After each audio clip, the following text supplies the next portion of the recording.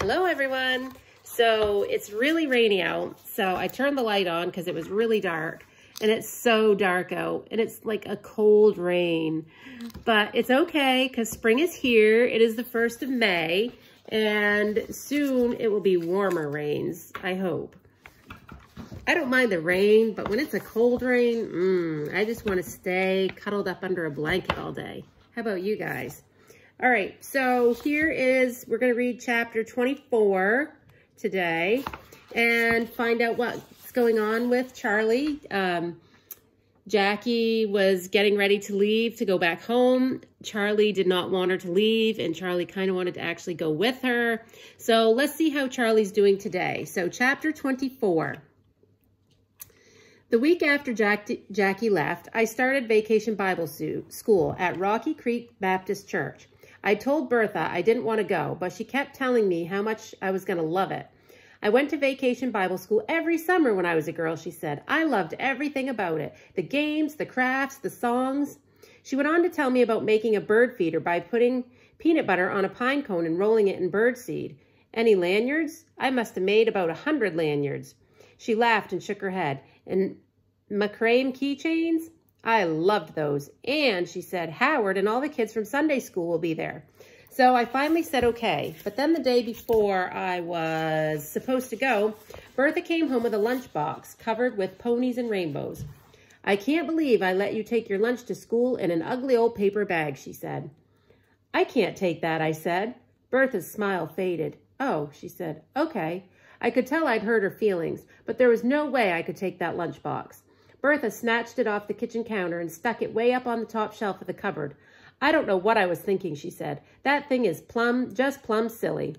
So she put my lunch in a brown paper bag and off I went to Vacation Bible School.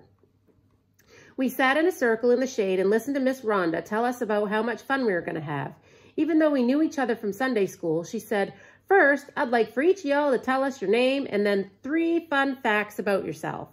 Right away, I thought about my first day of school in Colby and that getting to know you paper. But this time when it was my turn, instead of saying I liked soccer, ballet, and fighting, I said, I have a dog named Wishbone. My sister works at the Waffle House. My Aunt Bertha has 7 cats. We spent the morning making papier-mâché bowls and singing a song about Moses and the bulrushes. When it was time for lunch, I got my brown paper bag and sat next to Audrey Mitchell. I'd made up my mind I was going to be more like Jackie from now on, cool and confident, making friends right and left. But before I could think up something to say to Audrey, Howard plopped down next to me. Burl wrote Jackie a letter, he said. What for? He shrugged. Lenny snatched it right out of his hand and they got in a fight. Burl chased him around the house, cussing, and broke a lamp. He lifted the corner of his sandwich and examined the bologna and mustard inside. Did Burl get the letter back, I asked. Howard flattened his sandwich between the palms of his hands. Yeah, he said, but it got ripped, and now they're both grounded because of the cussing in the lamp. He pushed at his damp red hair. His arms were sunburned, bright pink and dotted with freckles. He went on to tell me about Dwight breaking his pinky finger at baseball camp. While Howard talked, I watched Audrey out of the corner of my eye. She sat cross-legged with a paper napkin on her lap. She had butterfly barrettes in her hair, and her sneakers didn't have one speck of dirt on them. Her lunchbox was plain, no ponies or rainbows on it. She opened it and peered inside, then took out a plastic bag full of grapes, something wrapped in foil, and a folded-up piece of paper. I scooted a little closer to her and pretended like I was listening to Howard while she opened the paper. It was a note with big, swirly handwriting. When she put it down on the grass next to her grapes, I squinted at it, trying to read it. And Cotton had 2 ticks on him, Howard was saying, so Mama made him strip down naked right there in the yard. A couple of kids giggled, and I shot Howard a look. Nobody wanted to hear the word naked while they ate their lunch. But Howard went right on talking like he just didn't even notice. Just then, some girl I didn't know said, sit here, Audrey, and patted the ground next to her. So Audrey scooped up her grapes and stuff and moved away from me and Howard, leaving that piece of paper behind. Right away, I slapped my foot down on top of it.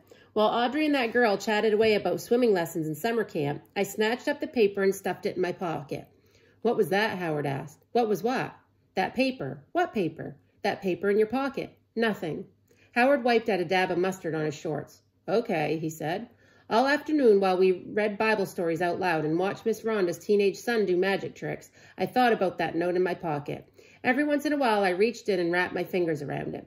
Finally, I got my chance. Howard was helping Miss Rhonda take the Bible storybooks back inside the church, and Audrey was busy being friends with everybody but me, so I took that paper out of my pocket and read it. Have fun at Vacation Bible School. I'll be missing you. I love you very much. Love, Mama. Quickly, I folded the note back and jammed it in my pocket. I looked over at Audrey, linking arms with some girl and whispering. I closed my eyes, and in my mind, I became Audrey, a girl with perfect sneakers and a friend to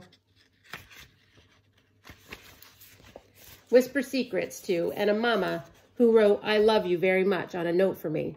But then I opened my eyes, and I was me once again. That night, we had corn on the cob for supper. I counted the rows of corn on my cob, and I couldn't believe it. Exactly 14. That was on my list of things you can wish on. I counted one more time to make sure, and then I closed my eyes and made my wish. Oh, I almost forgot, Bertha said, jumping up from the table. She took something off the counter and handed it to me. A lunchbox, a plain lunchbox with no ponies or rainbows. She lifted her eyebrows and said, What do you think? Better? A wave of guilt swept over me and caught me by surprise. I felt bad that Bertha had spent money to buy another lunchbox for me.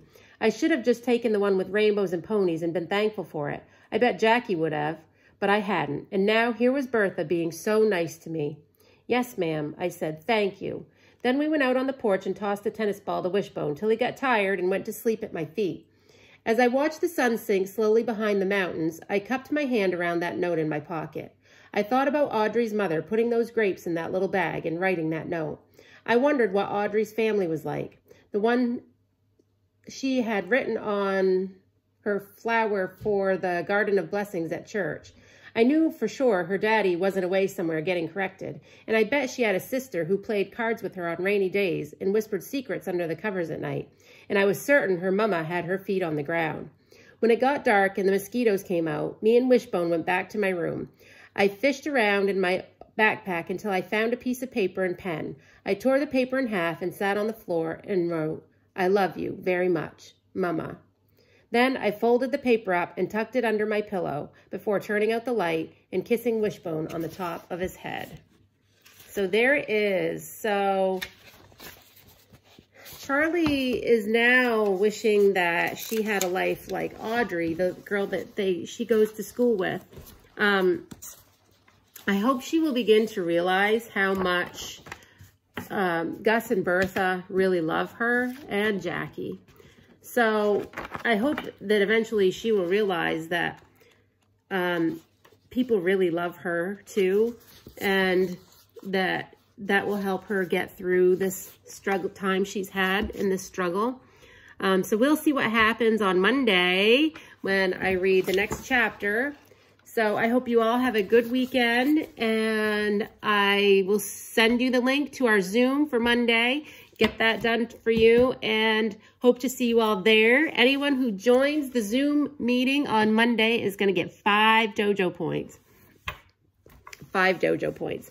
So, and those are going to be rewarded. So I don't want you to think, well, what good are the dojo points? We're not at school. You will get rewarded in some way. I'm not exactly sure what that's going to be yet. If it's going to be like Bomber Bucks when we do get back to school, or if I'm going to end up thinking of something else that we can do. But I'll let you know, okay? So have a good weekend, and hope to see you Monday for our Zoom. And stay warm and dry if you can. If you want to go play in the rain, I guess that's fine too, as long as it's okay with your parents. But it is a cold rain, because I had to go to Cowlitz, and it was cold and rainy, and I was completely soaked. So that's why my video is a little late today. But I will talk to you all hopefully on Monday. Bye. Miss you all.